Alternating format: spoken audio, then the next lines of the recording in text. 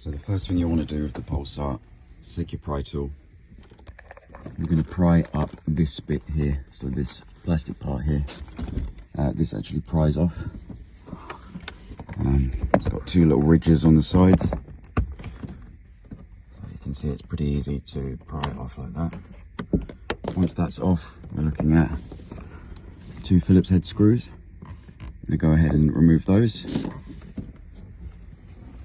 After those are out, the whole fascia will just pull out. After you've taken the screws out, you can pull the whole thing out in one piece. And then the radio will also unscrew with Phillips head screws. So once you've pulled it off, you'll see the screws here, both sides Phillips head, for taking out the stereo. So we're going to unscrew that and unplug everything from the stereo, remove it. Just a note here, we're going to unplug the hazard button, which is this plug up here.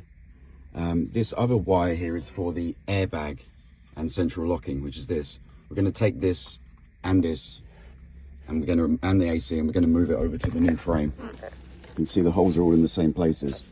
So we're going to take these parts off and just move them over, essentially. But the important thing is you shouldn't turn the car on while this is unplugged, or it will cause an airbag warning light to come on. So whilst you're working, you should always leave this plugged in case you turn it on by accident, you've got an airbag light. So I'm going to go ahead and unplug it, but then straight away I'm going to remove it from the panel and plug it back in while I'm working on the rest of it. So unplug the stereo, and before I start unscrewing all these bits around and moving them over to the new frame, I'm going to sort the wiring out. It's nice and simple.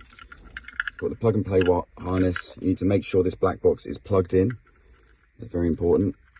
And when you're plugging this, you plug this into the car plugs like that. When you're plugging this into the screen, this little one, purple and green wire, that has to be plugged in as well on the 8-pin slot on the screen. Otherwise your steering wheel controls won't work. So that's sometimes missed, a very important step. The other things here is we've got this is the USB. We've got a patch cable that's included. That will make the factory USB port still work.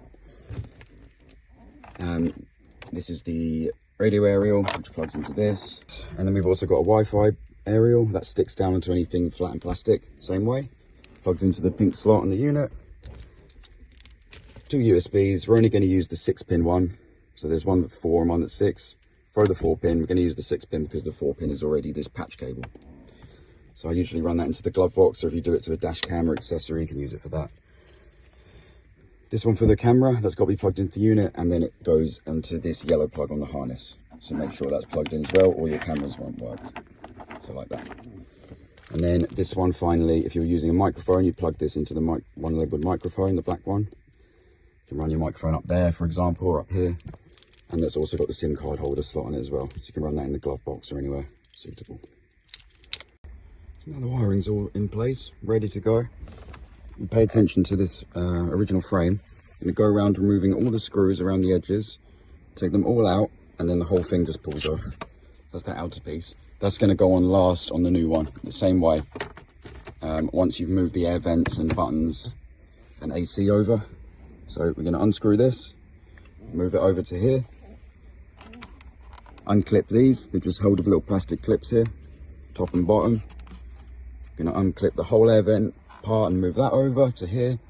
And then you also need to remember your hazard button switch, which is up here. Just unscrewed that, this one. Obviously that moves over in the same place. And the airbag light and locking button, which is this one. That also pops out, and you need to keep that one as well.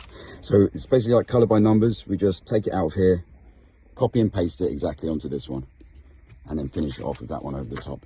After you've done that, it's ready to be plugged into all your lovely plugs that are waiting for it. Okay, so we've got it all set up. All the clips are on, all screwed in. Everything's tested, ready to go. We've plugged everything in. So back here, make sure you remember your hazard button and definitely your passenger airbag, which is this one. Make sure that gets plugged back in. And then we've got the rest of our cables plugged in here. So blue and pink for GPS and Wi-Fi.